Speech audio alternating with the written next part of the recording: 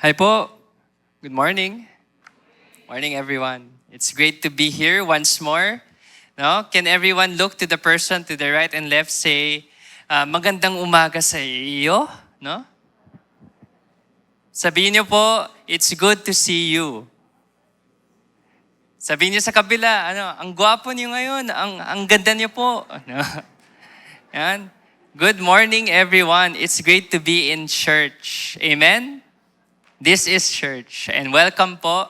I also want to thank Pastor Hizon for chatting me. In-invite niya po ako once again to preach here. It's not my first time. And I want to say thank you, GC Batangas, for making this home for me and my wife, si Didi. We are so blessed to be here. And we're also here with our family and our co-ministers and our friends po. I just want to say, nandito po yung group po namin sa GCF Bulacan. So, we invited them over to visit po dito sa GCF Batangas. Ayan, from Bulacan, Batangas. Part po yan ng kwento ko mamaya. But right now, before we start, let's start with reading the word of the Lord. Today, we're gonna talk about the cost of comfort.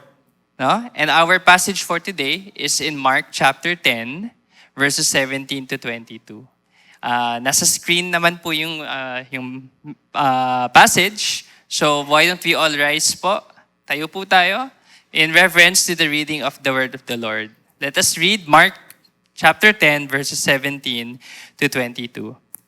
And as he was setting out on his journey, a man ran up and knelt before him and asked him, "Good teacher, what must I do to inherit eternal life?" And Jesus said to him, "Why do you call me good? No one is good except God alone. You know the commandments: do not murder, do not commit adultery, do not steal, do not bear false witness, do not defraud, honor your father and mother." And he said to him, "Teacher, all these I have kept from my youth." And Jesus, looking at him, loved him and said to him, "You lack one thing. Go, sell all that you have and give to the poor, and you will have treasure in heaven. And come, follow me." Disheartened by the saying, he went away sorrowful, for he had great possessions. Let us pray. Panginoon Diyos, salamat po sa araw na ito. Lord, thank you for being in this place. Sa worship po, sa offertory, sa giving po, nandito po kayo. Lord, we just ask that you be in our presence as we continue to read your word, as we continue to open and listen po sa sasabihin niyo po para sa amin.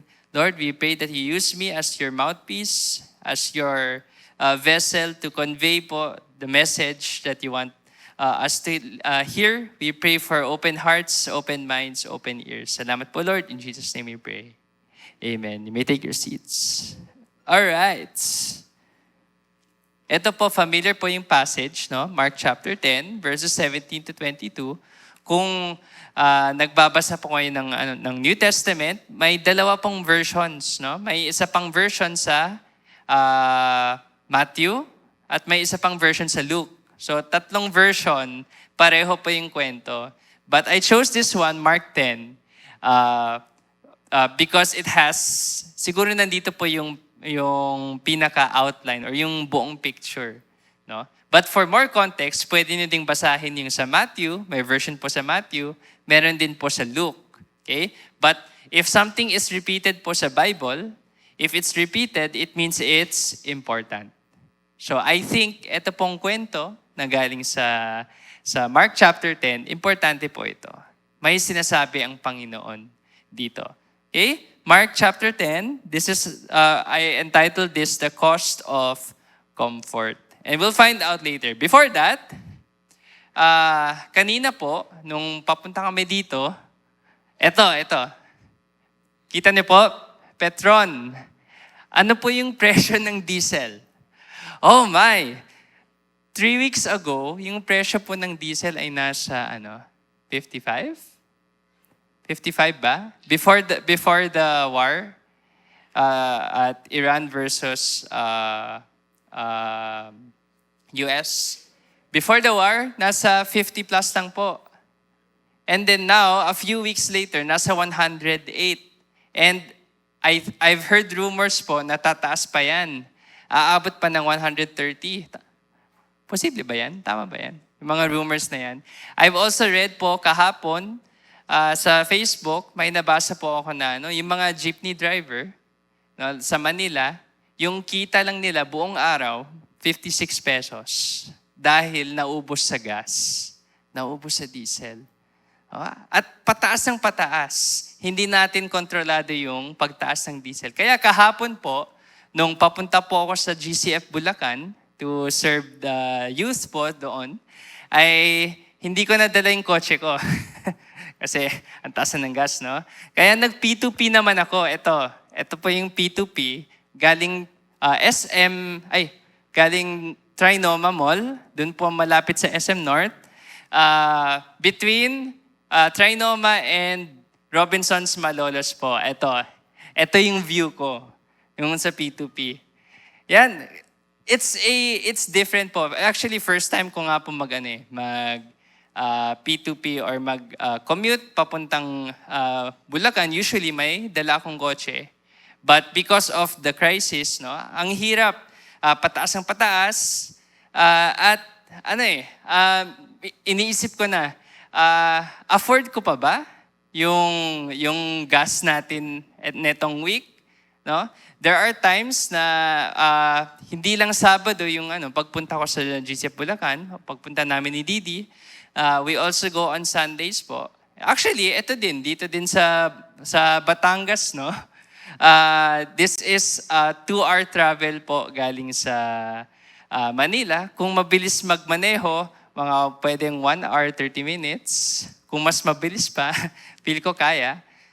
Pero, syempre, magastos din po sa gas, sa diesel. So, yun po yung problema natin ngayon. Pataas ng pataas, mas nahihirapan tayo, no? Lahat tayo, apektado ang lahat. Kahit wala kayong kotse, apektado din kayo.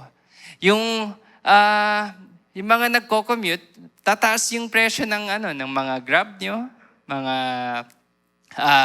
public transpo, posibleng tumaas po yan. And it's something outside of our control. Pero kahapon, ayun po, naka-P2P ako at nakarating naman po ako sa church, sa Malolos po. So ayan, kasama ko po yung actually, hinata ko sila kahapon. Sabi ko, sige, tara, tayo, samahan niyo ako sa papuntang Batangas. Kaya ito yung youth po ng GCF Bulacan. This is the group that I'm serving right now. Yun po, yung nasa left, ito yung Sunday group namin, ito yung Saturday group namin. Every Saturday and every other Sunday, nasa Bulacan po kami ng asawa ko. We travel to serve this group. Yun po. And kahapon, may onting adventure po kami. Galing Malolos, bumiyahe po kami papuntang Ortigas, sa kung saan kami nakatira. No? So, naka-MRT kami. Ito naman yung Ortigas. So, we spent this time traveling together.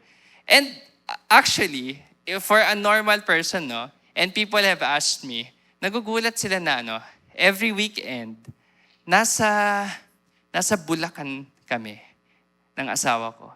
But ang layo naman. Actually, malayo na po yun. And then, may kausap akong kaibigan kahapon na sabi ko, ngayon nasa Bulacan ako, bukas nasa Batangas naman. Sabi niya, paano mo nagagawa yan, no? And the question comes out, is it worth it? Is it worth it yung mga ginagawa namin to go out of our way to do this? Especially, pag pataas ng pataas yung presyo ng yung nagmamahal na yung mga gamit, yung mga bagay-bagay, nagmamahal na sila, no? But when those things happen, kapag nagmamahal na yung mga bagay, napapaisip tayo, worth it pa ba? No? Doon natin makikita kung mahal talaga natin yung mga ginagawa natin. This is what I also was thinking of. Is it worth it to go? Why am I doing this? Ano po yung reason doon? No? When things get expensive, you start thinking about the priorities in your life. No? When kapag gipit sa budget, you start seeing where you are spending. Kung ano yung importante sa buhay ninyo. 'Di ba? Dati, medyo lumalabas pa, nagkakape. No? Ngayon, gipit na yung budget, sige, wala nang kape, na lang, tubig na lang, service water. No? And then later on, you start to see saan, especially sa mga nagtatrabaho dito, sa mga may pamilya, alam niyo po that you have your priorities. Etong percent ng income niyo ay dedicated dito. No? Ito, percent dedicated sa investment. Ito, percent para sa anak. No? Sa education niya. Okay? When things get tight, when things get costly, when things get expensive, we start to see our priorities. And it's the same with following Jesus. It's the same with following Jesus.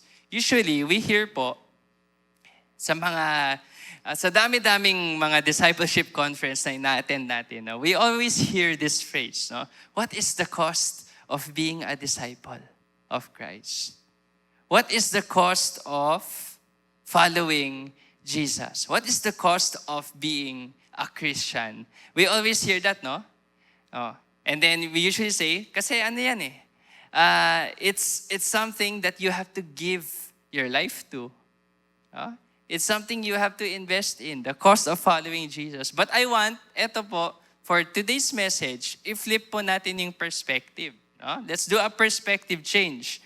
We often talk about the cost of following Jesus, but today, let's ask ourselves, ano po yung cost? What is the cost of staying comfortable where you are? Nakasanayan na kayo sa isang way of living, no? Yung quality of life niyo. The quality of life that keeps you comfortable. Ano yung cost noon? What is the cost of your comfort? And that is the whole point of today. And today po, dun po sa Mark chapter 10, may kwento po yan, okay? May kwento po yan, sabi sa first verse, a man, okay, as Jesus was setting out on his journey, a man ran up and knelt before him. Okay, so ito po yung kwento, no? Before that, ano ba ang ginagawa ni Jesus bago nito? Alam niyo po ba? Pwede naman nating tignan yung previous verse. Ayan, ito yung context natin, no? Verses 13 to 16, may ginagawa si Jesus. Ano po yung nangyari? May setup po yan, no? Si Jesus ay may kausap ng mga tao, siguro, nandun lang. Tapos may mga magulang or mga parents who were bringing their children kay Jesus so that Jesus can touch them. Para ma-bless sila. Parang gano'n, no? Tapos, nagagalit yung mga disciples kasi huwag niyong abalahin si Jesus. Mas importante yung ginagawa niya. Oh? But Jesus said, verse 14, when Jesus saw the disciples rebuking them, sabi po ni Jesus, let the children come to me. Do not stop them. Huwag niyo silang pigilan, no? Do not hinder them because the kingdom of God belongs to the children. The kingdom of God belongs to the children. So ito, yung mga bata, mga kabataan, no? Lumalapit sila kay Jesus. Okay? And that was the context, no? Lumalapit sila. Okay? And truly, Jesus said, I say to you, whoever does not receive the kingdom of God like a child shall not enter it. We will go back to this because this is important. Ito po yung context. So may mga kabataan na lumalapit kay Jesus. Verse 17, there was a man, a young man who ran up and knelt before Jesus.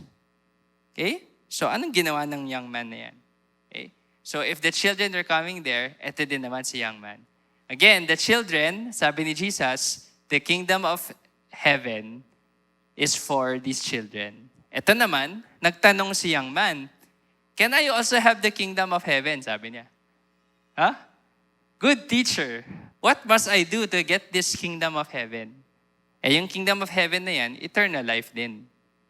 So tinatanong niya, "Good teacher, ano ang kailangan kong gawin para may buhay na walang hanggan?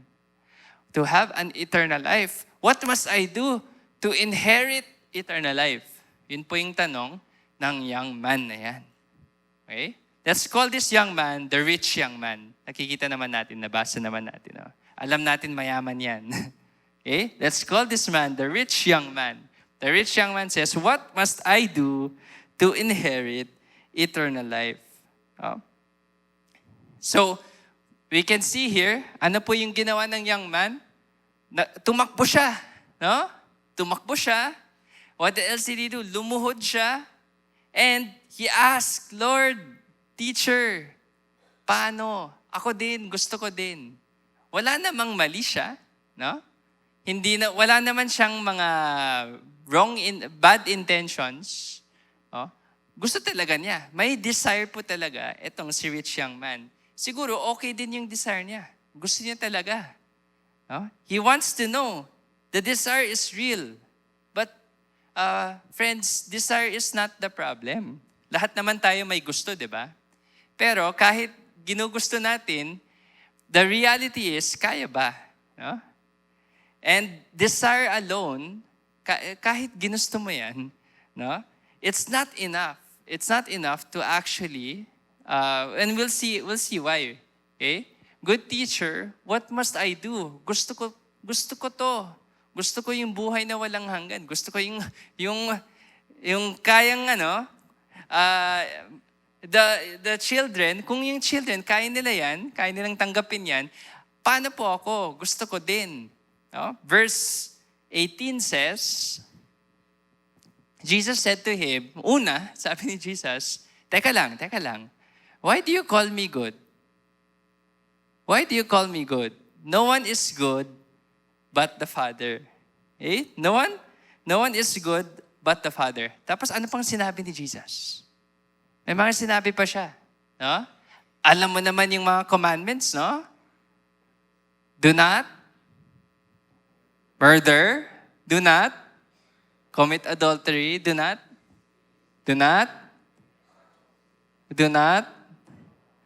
honor.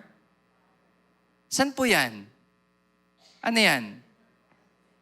Tama, the 10 Commandments. Doon po sa Old Testament, sa Exodus chapter, no? The Lord gave 10 commandments or the commandments on stone tablets. He gave the commandments to the kingdom of Israel or to the nation of Israel. Sabi niya, ito yung 10 commandments. Yung pinaka number 1, "Thou shalt not serve other gods before me." So, lahat ito, alam nila yan. Mga Hudyo sila. Alam nila yan. You know the commandments. Alam ng rich young man yan. No? What must you do to inherit eternal life? Okay? Una, sabi ni Jesus, teka lang, why are you calling me good? Only God is good. Pangalawa, if you want to be good, alam mo naman yung mga commandments eh. Nandyan naman sa Bible ninyo. Nandyan naman sa Old Testament ninyo. Binabasa niyo naman. Memoryado pa ninyo. You know, back then in the day, memorize talaga nila yung Bible. No? From the home, binabasa nila, minememorize nila. So alam nila yan. Don't murder, don't commit adultery. Alam nila yan. Okay? Tapos ano po yung sabi ng rich young man? Ano sabi niya?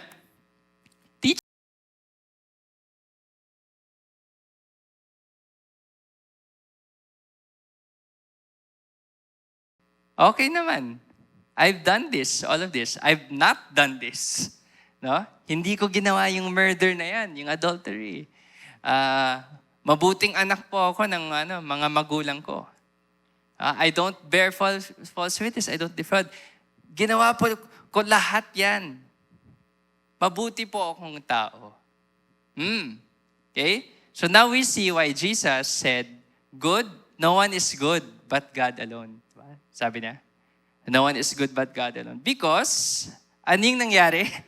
After Jesus said, no one is good but God alone, yung unang sinabi ng rich young man, ako, mabuti ako eh.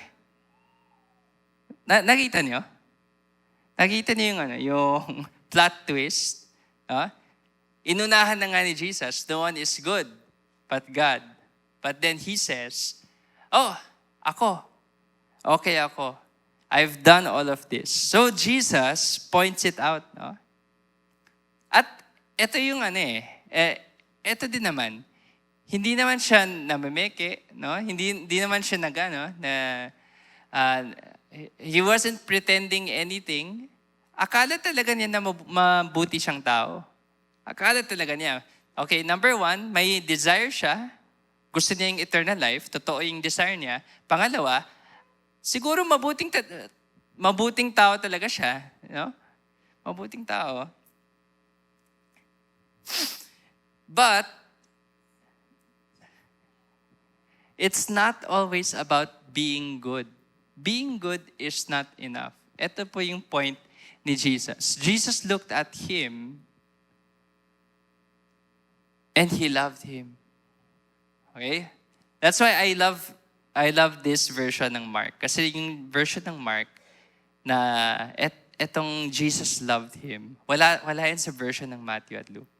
Pero nandito yan, sabi ni Jesus.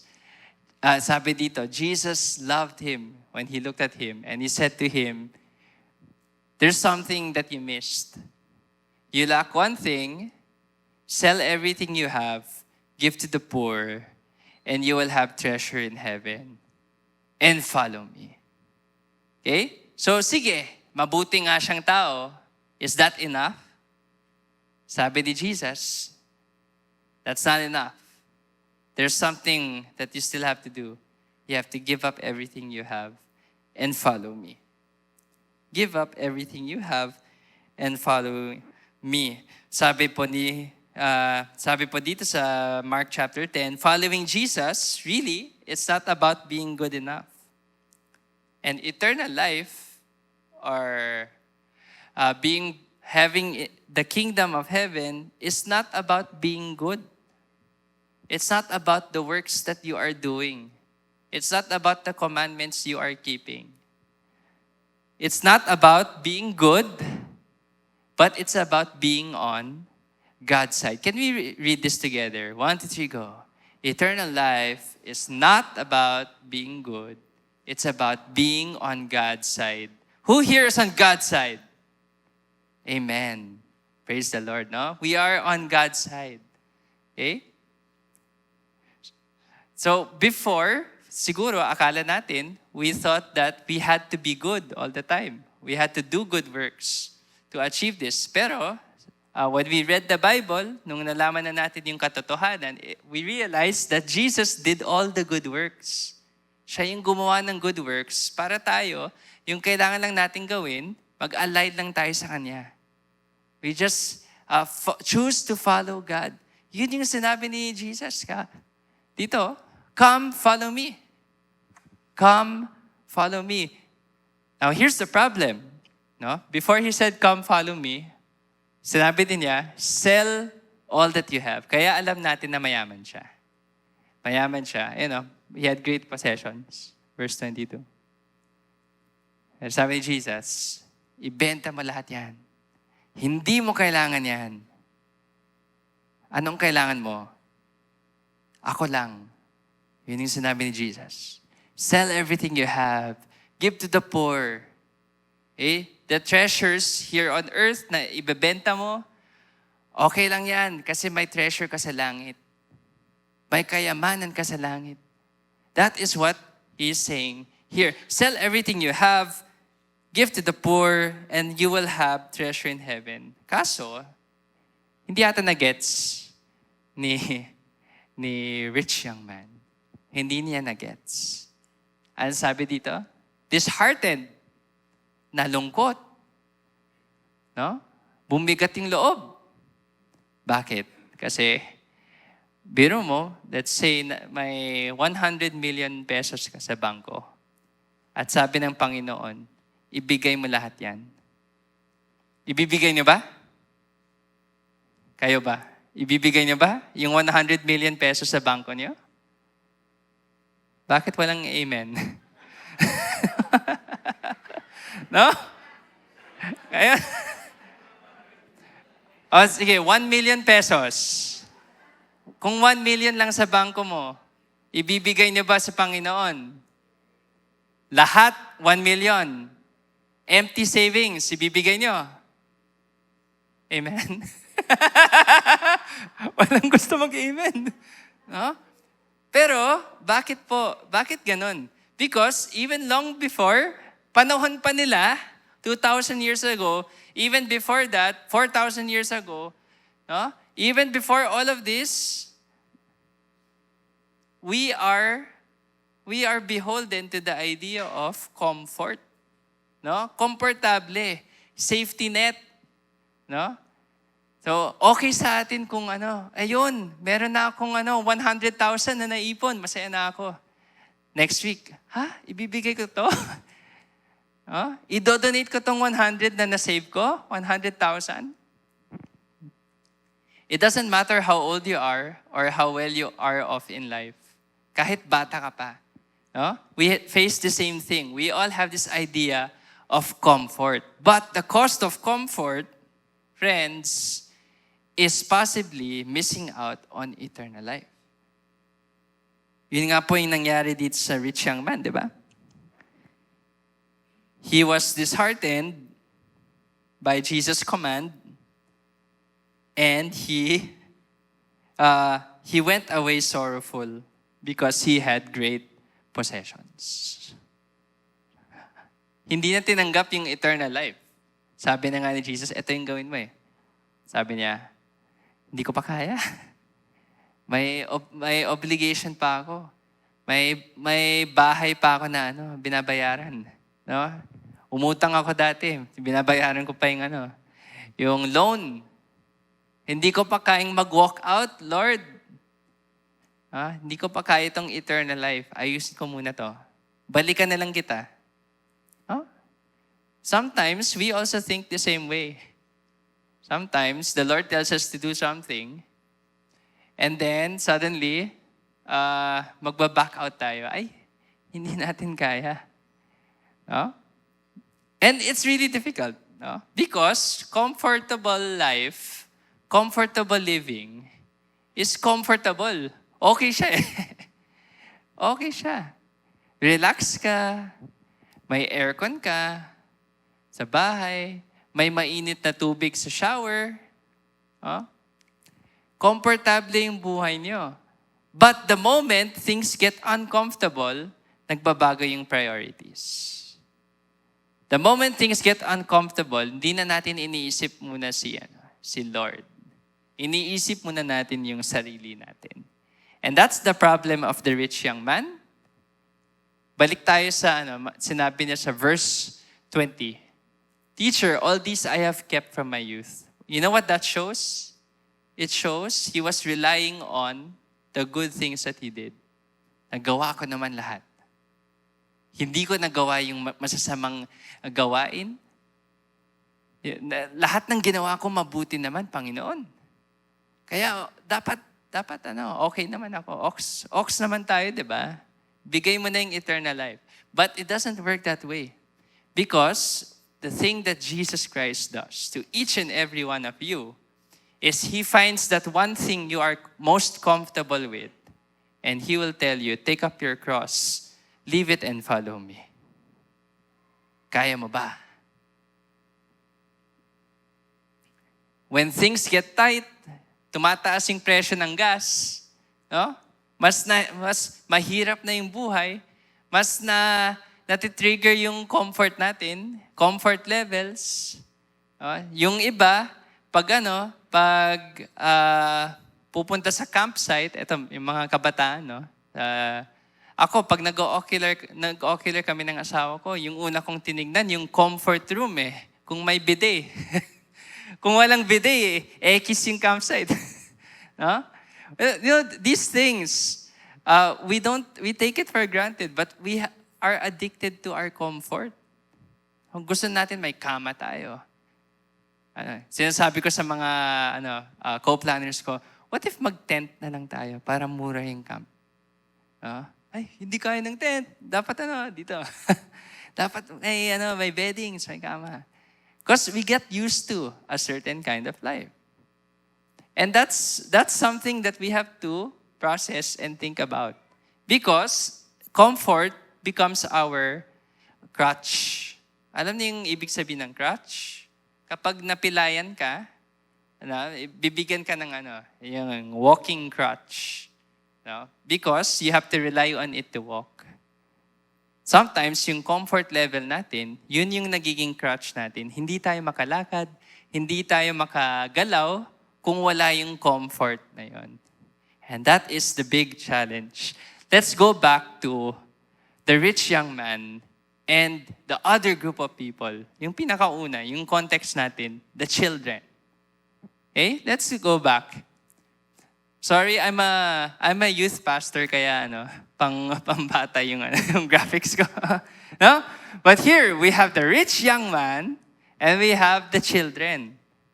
The rich young man, number one, he was attached to his comfort level.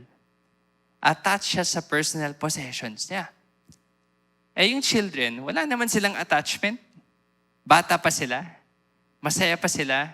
Masaya pa yung buhay nila. Inosente pa sila. No?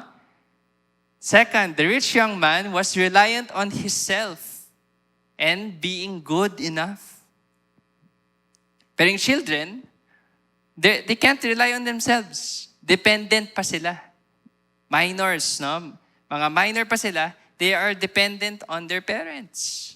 They can put their dependence because they're not self-reliant. They can put their dependence and trust kay Jesus. Third, the rich young man, he was hesitant to surrender everything. But the children, they have nothing to surrender. That's why they are eager to receive. Gets in na ba? Why eternal life is for the children? Kasi pagtanda na natin, may mga, you can call it chains o tali. No? Nakatali tayo sa ground. We're tied down with bills. We're tied down with our investments. We're tied down with our obligations. And worst of all, taxes. We're tied down with taxes. We don't even know we have to pay taxes from across the world. No? It's crazy. We're tied down to a lot of things. But the children, wala silang tali. That's why it's so easy for them to accept eternal life. Tayo, pag-iisipan pa natin eh. Am I willing to give this up for the Lord? Now, I'm not telling all of you that after today, yung bank account nyo, ma-empty na, ibibigay na sa GCF Batangas. But that would be nice. Now, I'm not saying that. That's not what the Bible says. What is the Bible really saying? It's the principle. What are you most comfortable with right now? And are you willing to let go of some comfort, so that the kingdom of God can go even greater? So that the kingdom of God can move through you. That's the principle today. The principle. Are you willing to choose eternal life? Or are you going to stick with what you're comfortable with? Stick with what you're comfortable with. Sanay na ako dito sa routine ko. Ayoko na munang magbago. Okay na ako dito. Then the Lord will tell you, okay, I'm gonna uproot you. Next month, you're not gonna have a house anymore. Next month, wala na yung kotse nyo. Are we ready when those times come? That is why the kingdom of heaven is for children like this. And sometimes, tayong mga mas matanda, mas natatanda, those with more life experience, sometimes we have to go back and be like a child. Sometimes we have to go back and be like a child again sa Panginoon. So we see an attachment versus freedom, self-reliance versus trust, and hesitation versus willingness. And what made it hard for the rich young man was easy for the children. Kasi wala nga yung comfort na attachment. Wala yung comfort na attachment. Mali yung pinipindot ko. Yeah. May ibang button eh. Okay? When following Jesus becomes expensive, when following Jesus becomes an attack on your comfort level, yan, lalabas na yung totoong kulay ninyo. Your true priorities will be revealed. What if, let's say, what if the Lord will tell GCF Batangas, ubos yung budget nyo next year. You will lose all your savings and your budget will go down. What will GCF Batangas prioritize? I wonder. That's a question to you, all of you. You are the church. What are the priorities that you will put first or put on top? What if all of this, what if all of this comfort level starts to change? Will people still stay? Will people still come to church? Will people still serve the communities? Or mag-missions tayo. Let's go out in the missions field. Walang CR. Alam niyo ba, dito sa Pilipinas, dito lang ata sa Pilipinas, yung tawag sa banyo ay comfort room. Do you notice that? When you go abroad, when I went to I think I went to the US, I kept on asking, nasan po yung, English, US. Where's the comfort room? Sabi, what's a comfort room? Hindi pala normal yon. Dito lang pala sa Pilipinas yung CR. Did you know? Most of you know. That's mind-blowing to me. Na tayo, comfort room. It's inherently Pinoy pala. Na gusto natin maging komportable. It's inherent. Comfort room pa lang, CR. Sa ibang bansa, banyo yan. Bathroom, washroom. But comfort room. It's something inherent in our culture. So when our comfort level, when our comfort room is breached, yan, lalabas na yung true priorities natin sa buhay. So I have a few questions for you before I close. Few reflection questions. And you can write this down pag may notebooks kayo, or you can type it down. I guess the first question is this: are you relying on being a good person instead of actually following Jesus? Are you relying on yourself to do the good things instead of focusing on following Jesus? I always hear this saying about people who work in the ministry. Many people who work in the ministry, they work so hard for the Lord that they forget who the Lord is.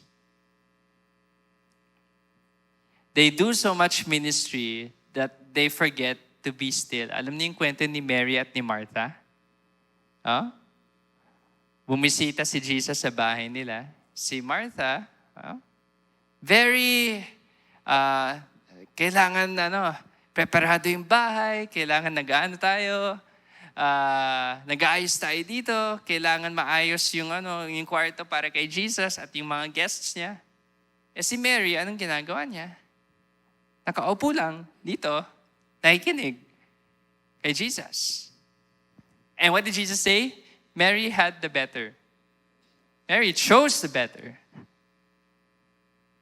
Because maybe true comfort is at the feet of Jesus. I like what they said.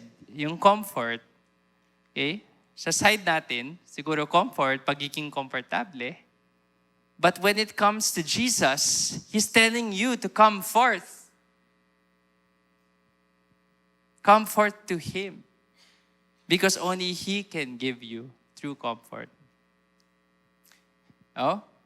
We have to change our mindsets from what is comfortable, what is comfortable, to seek the things that are comforting. And only God can do comforting things. Only God can change things. Only God can say, okay, if you give this up right now, do you trust me? I will take care of you. Si Lord lang makakasabi niyan. Wala nang iba. Only the Lord can keep His promise. So are you relying on being a good person instead of actually following Jesus? Or are you going to stand your ground and say, I will follow Jesus wherever He goes, whatever He tells me to do?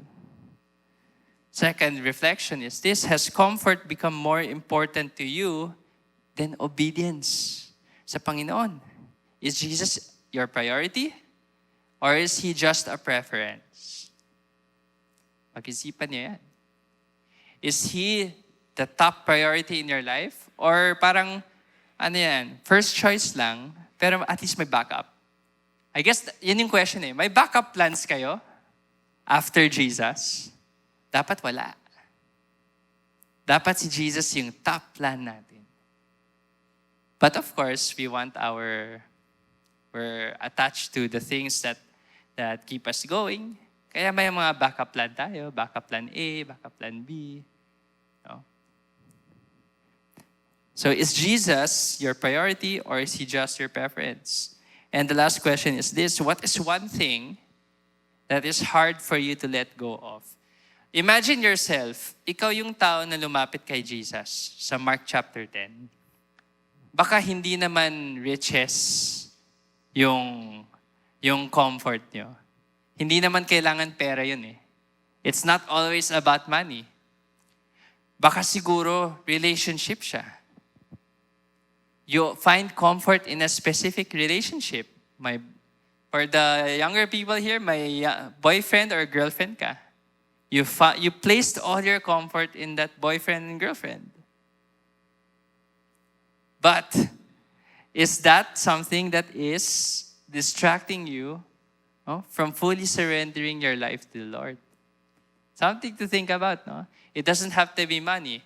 It doesn't have to be relationships. Maybe it's something that you are personally attached to. Baka addiction din siya. Maybe it's something that you can't let go of. What is that one thing? Imagine, ikaw yung lumapit kay Jesus. What would Jesus tell you? If you want to follow, just come and follow me, you have to let go of this thing. And I'm sure for each person here, there's a personal twist. Ay pagka-personal yan. But clue, it's the one thing that you are most comfortable with. Yan. The one thing you are most comfortable with.